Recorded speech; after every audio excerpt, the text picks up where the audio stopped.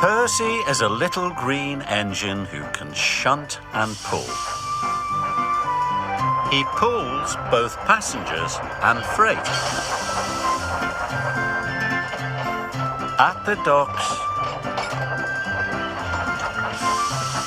and at the quarry. Percy's favourite job is carrying the mail. But sometimes Percy has so much to do he ends up running late.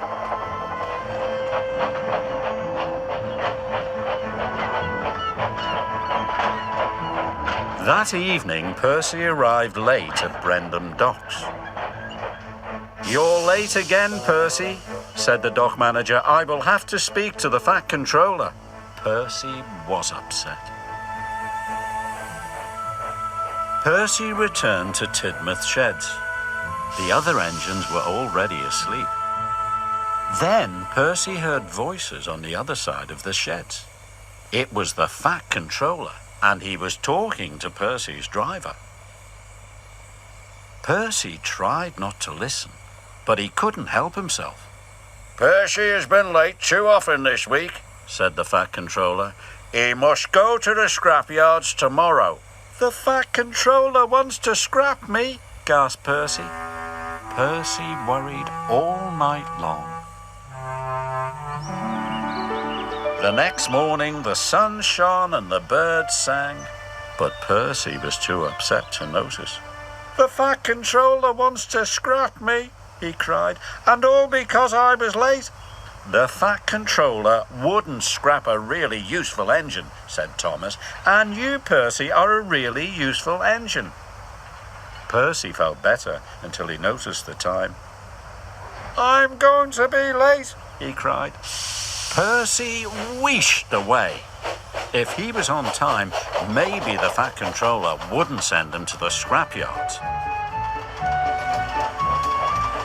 Percy's first job was collecting pipes from Brendam Docks. But when he arrived, Cranky was still unloading.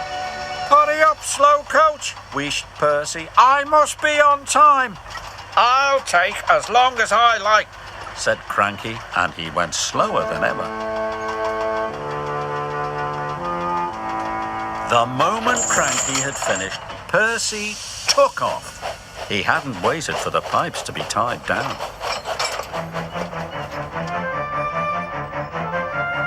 Percy rounded the bend. The pipes slipped and fell all over the track. But Percy puffed on.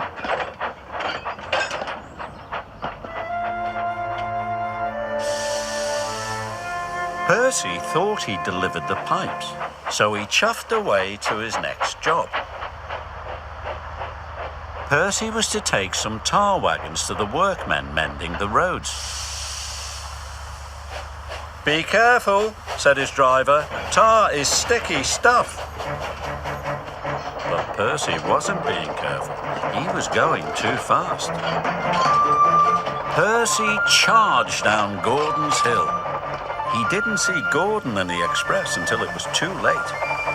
The brake van passed Gordon, but the tar wagons didn't.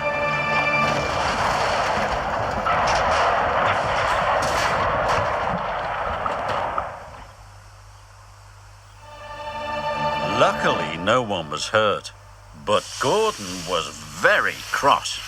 "Now look what you've done," he wheezed. "What will the Fat Controller say?" Percy thought he knew.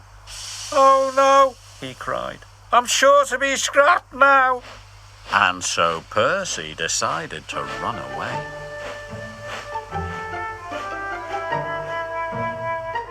Harvey was clearing away the tar wagons when the Fat Controller arrived aboard Thomas. "Where is Percy?" he said. "He has caused confusion and delay." Gordon didn't know. "He just left very quickly, sir." "He heard you at the shed, sir," said Thomas. "He thought you were sending him to be scrapped." "I think I need a word with Percy," said the Fat Controller. "You must all help me find him." And so everyone looked for Percy. They searched high and they searched low. They looked to and fro, but they couldn't see Percy anywhere. "What's to become of me?" Percy whispered, but there was no one around to hear. Percy looked very small and felt very lonely. Thomas and the Fat Controller were looking for Percy on Thomas's branch line. Thomas suddenly had an idea. "I think I know where Percy is, sir." And he puffed back to Tidmouth's sheds as fast as he could. The sheds were very quiet as Thomas rolled into the engine berth. "Percy," called the Fat Controller, "are you there?" "Please don't scrap me, sir," he said. "I didn't mean to be late or cause trouble." "Scrap you?" boomed the Fat Controller. "Why, the very thought of it." And the Fat Controller told Percy what he had really said. "I told your driver that you had been working too hard, and that was why you were late.